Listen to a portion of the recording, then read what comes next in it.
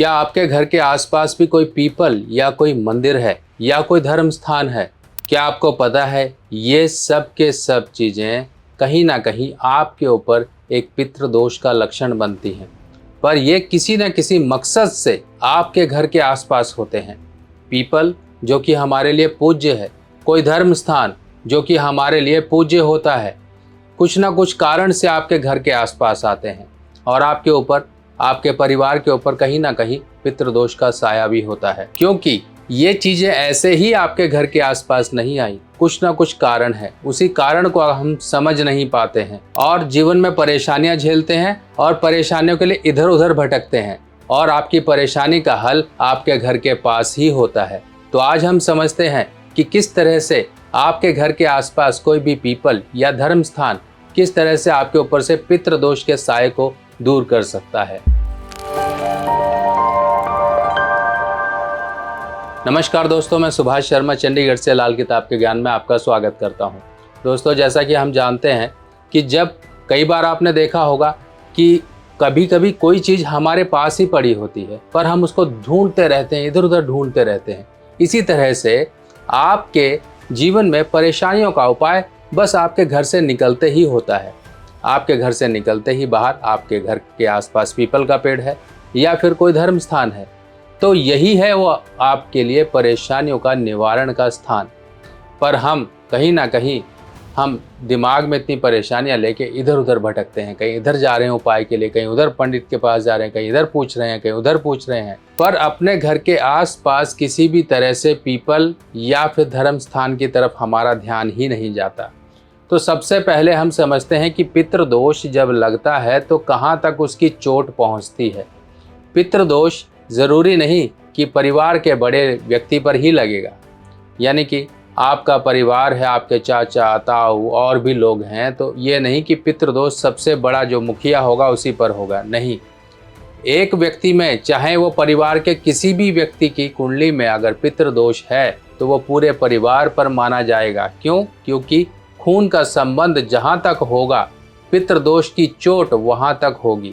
और ये पितृदोष आपके जीवन में करता क्या है? पितृदोष आपको सुखों से वंचित करता है। सुख आपके जीवन में किसी भी तरह का हो सकता है। शारीरिक सुख, आपकी देह का सुख अगर नहीं है तो कोई बीमारी या रोग आपके शरीर में घर कर जाएगा।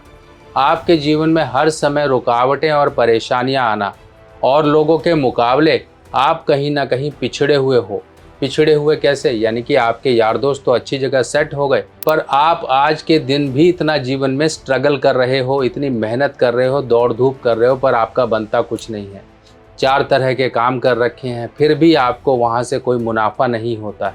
बस आप गधे की तरह मेहनत करते जा रहे हैं। पर दूसरी तरफ वो व्यक्ति जो आपके साथ पढ़ा लिखा, आपके साथ ही एक तरह से उसने पढ़ाई की, पर वो आज की डेट में अच्छी जगह सेट है, अच्छा पैसा कमा रहा है, अच्छा मुनाफा उसके जीवन में आ रहा है, चाहे वो बिजनेस हो, चाहे वो नौकरी हो, कोई कारोबार हो, कुछ भी हो, पर आप कहीं ना कहीं स्ट्रगल कर रहे हो। परिवार में किसी की शादियां ना हो, शादियां देर से हों, शादियां हो गई हैं तो बच्चे ना हो, बच्चे यानी कि संतान जो आपकी वंश वृद्धि कहलाती है, जो आपके वंश का उत्तराधिकारी कहलाता है, वो ना हो। आपको कुछ ना कुछ, आपके जीवन साथी को कुछ ना कुछ हेल्थ इश्यूज़ हों या फिर ऐसे इश्यूज़ हों, दोनों में से किसी को, जिसके कारण संतान उत्पत्ति ना हो पाती हो। चलिए, संतान भी उत्पत्ति हो गई किसी तरह से। पहले तो रुकावट संतान की थी, आपने जगह जगह माथे टेके, जगह जगह आपने नाक रगड़ी, जगह जगह आपने नारियल चुन्नी चढ़ाई, जगह जगह आपने मुरादें मांगी, एक संतान किसी तरह से हो गई। फिर कहावत आ जाती है कि भैया एक संतान देना पर अच्छी देना, वरना मत देना। अब बुढ़ापा आ गया, उस संतान के भरोसे आपने इस बुढ़ापे को काटना है। वही संतान अगर निकम्मी निकल जाए, आपकी जमा की गई पूंजी, आपकी जमा की गई संपत्ति को उड़ा डाले, सोने को पीतल के भाव बेच दे, तो समझ लीजिए आपका सब कुछ व्यर्थ चला गया।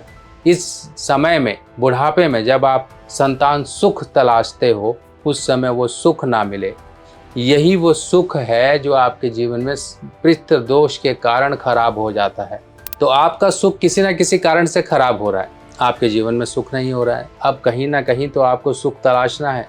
सुख आपके वैवाहिक जीवन में नहीं हो सकता, सुख आपके घर में नहीं हो सकता। आप जिस घर में रहते हो वहाँ कलेश रहते हैं, वहाँ बीमारियाँ रहती हैं, वहाँ कुछ ना कुछ तंत्र बाधाएँ होती रहती हैं, वहाँ कुछ ना कुछ आपके जलने वाले लोग आपके घर में उल्टी सीधी चीज़ें फेंकते रहते हैं, आपके घर के लोगों को कहीं ना कहीं बीमारी देने के लिए कुछ तंत्र क्रियाएँ कराते हैं, कुछ आपके दुर्घटनाएँ होती रहती हैं। जब उल्टी सीधी चीज़ें अक्सर होती रहें जो कुंडली में नहीं दिखाई देती हैं कि भैया आपके साथ ये होने वाला है, पर आपके जीवन में एक दुश्मन की तरह पर्दे के पीछे से आपके लिए जो काम कर रहा होता है वो होता है पितृदोष। पितृदोष वो होता है जो आपको पूर्वजों के द्वारा मिला हुआ बोझ मिलता है। ये बोझ आप पैदा होते ही अपने कंधों पर, अपने सिर पर लेकर पैदा हो जाते हैं। अगर आपके पितृ आपको मजबूती से प्रोटेक्शन देते हैं तो आपके जीवन में कभी भी कोई परेशानी नहीं आती है। अगर वही पितृ नाराज़ हो या फिर पितरों के द्वारा किए गए कर्म को आप सुचारू रूप से नहीं करते हो, उनकी जो भी कार्यभार था वो नहीं संभालते हो, तो आपके ऊपर लगता है दोष, आपके ऊपर कहीं ना कहीं वो ऋण अब डबल हो जाता है। एक ऐसी दिव्य शक्ति, दिव्य ऋण जो आपके ऊपर इस जन्म में भी आपका जीवन खराब करता है। चलिए अब हम बात करते हैं आपके घर के आसपास। अगर देखिए, पहली चीज़ तो ये समझिए, आप रहते हो जहाँ पर, वहाँ आप शांति चाहते हो, और शांति आपको ज़रूरी नहीं कि एक मार्केट शोर शराबे वाले इलाके में मिलेगी। शांति कहाँ मिलेगी? जहाँ पर रिहाइश का इलाका हो। कई लोगों के रिहाइश के घर के आसपास कोई मंदिर या धर्म स्थान बन जाता है और वहाँ दिन रात लाउड स्पीकर चलता रहता है, लोगों का आना जाना होता रहता है, त्यौहार हैं, कुछ हैं, वहाँ पर इस तरह से पूजाएं अर्चनाएं चलती रहती हैं और स्पीकर बजता है, तो आपके घर की शांति कहीं ना कहीं डिस्टर्ब हो जाती है। ये होता है पितृदोष का लक्षण। आपके घर के आसपास कहीं पर भी पीपल का पेड़ है और आप उसकी सेवा नहीं करते हो, वहाँ पर गंदगी है तो आप सफाई नहीं करते हो, तो आपके जीवन पे पितृदोष का असर बुरी तरह से आपका जीवन खराब करेगा। तो ये दो लक्षण आपको पहचान लेने हैं। आपके घर के आसपास कोई भी धर्म स्थान है जो आपका धर्म स्थान है, आप जिस धर्म को मानते हो वो धर्म स्थान है, मंदिर है या कोई और, अगर आपके घर के आसपास है तो वहाँ की सफाई और वहाँ पर पूजा अर्चना करना आपके लिए बहुत ज़रूरी है। वहाँ पर समय समय पर कुछ ना कुछ आपको चढ़ाते रहना है जो कि चढ़ता है। जैसे कि त्यौहार आते हैं, त्योहारों पे कुछ ना कुछ घर से आप सीधा निकालते हो। सीधा में जैसे अनाज कपड़ा होता है, कुछ दक्षिणा होती है या फिर कुछ मान्यता होती है। कई लोगों के घर के आसपास जठेरे होते हैं, कई लोगों के घर के आसपास ग्राम देवता होते हैं, कई लोगों के आसपास समाधियाँ होती हैं। तो इस तरह से वो चीज़ें जो ग्राम देवता, स्थान देवता, आपके ग्राम देवता जो होते हैं, वहाँ की पूजा ना करना। आप शहर में आ गए पर आपने अपने कुल देवी देवता की पूजा ना की, तो समझ लीजिए आपका जीवन कहीं ना कहीं एक ऐसा होगा जिस ताले में आप चाबी लगी छोड़ दो। आप अपनी गाड़ी चलाते हो, अगर गाड़ी में चाबी लगी छोड़ दो तो क्या होगा? गाड़ी कोई भी उठा के ले जाएगा, कोई भी चुरा के ले जाएगा। इसी तरह से आपके जीवन की जो सुख चैन है वो खुद ही आप चोरी करवा दोगे। ये चाबी तभी आपके जीवन में ज़रूरी होती है जब ये चाबी आपके घर के बड़े बुज़ुर्गों के हाथ में रहे, और वो बड़े बुज़ुर्ग आपके पितर होते हैं। इनको खुश रखना, इनको वो तृप्ति देना, वो मिलेगी आपको अपने घर के आसपास किसी भी धर्म स्थान या पीपल के पेड़ से। आपके घर के आसपास है तो ये नियम बना लीजिए कि वहाँ पर अमावस्या के अमावस्या आप जल चढ़ाएंगे। अगर पीपल का पेड़ है, वहाँ की साफ़ सफाई का जिम्मा आप लोगे। ये समझ लीजिए कि वो आपके साक्षात घर के बड़े बुजुर्ग हैं, तो वहाँ की जिम्मेवारी अब आपकी बन गई। अगर आप इसको नज़रअंदाज करोगे तो आप भी नज़रअंदाज हो जाओगे। आपको वो जीवन में सुख नहीं मिलेगा जो आप तलाश रहे हो, क्योंकि आपने अपने बूढ़े बुजुर्ग को कहीं ना कहीं डिसरिगार्ड कर दिया। आपने उनका उस तरह से पालन नहीं किया जिस तरह से संतान होने का आपको करना चाहिए था। तो जब तक संतान ना बड़े बुजुर्गों का तर्पण इत्यादि करे, तब तक उनको मुक्ति नहीं मिलती। मुक्ति एक भाव होता है, वो भाव जब तक आप नहीं दिखाते हो समय समय पर, जिस तरह से पूर्णिमा देवताओं को प्रिय है उसी तरीके से अमावस्या पितरों को प्रिय है। आप श्राद्ध पक्ष का ये जो समय आएगा, श्राद्ध पक्ष के समय में आपके घर के आसपास कोई भी धर्म स्थान या पीपल का पेड़ है तो जिम्मा उठा लीजिए, वहाँ पर आप साफ सफाई करिए, उस पेड़ को जल से सींचिए, वहाँ पर तिल मिला जल आप चढ़ाइए ताकि आपको पितरों का आशीर्वाद प्राप्त हो। ये करना शुरू करिए। आपको कोई बड़ा काम नहीं कहा जा रहा है, छोटा सा काम कहा जा रहा है। पहले दिन से ही आपके जीवन में बहुत कुछ अच्छा होना शुरू हो जाएगा। आपको अपने कंधे पर एक हाथ दिखाई देगा, एक हाथ महसूस होगा जो कि आपके बड़े बुजुर्गों का होगा। आपके साथ इस तरह से एक साया रहेगा जो कि आपको हमेशा मेहनत और एक कॉन्फिडेंस देगा कि बेटा डर मत, मैं हूँ तेरे साथ। यही तो चाहिए जीवन में, यही तो एक शक्ति चाहिए। यही शक्ति जब ना हो जीवन में तो जीवन किसी काम का नहीं रहता।